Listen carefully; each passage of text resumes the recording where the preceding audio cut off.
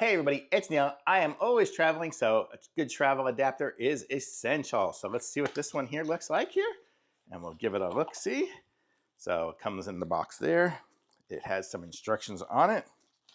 And then this is the device here. It's a pretty hefty size one. It says this adapter does not convert voltage, so if you have to make sure your device, like most of the Apple devices and things like that, are already going to work on 110 or 220, so you're good.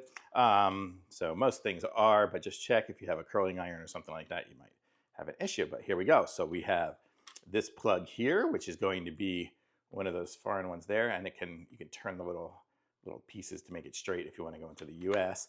Actually, I'll show you all the ports on it first. You have a regular traditional 3-prong plug. It even will do some of the foreign ones there as well. But then what's cool about this nowadays is you get 2 USBs and 2 USB-C ports on the bottom.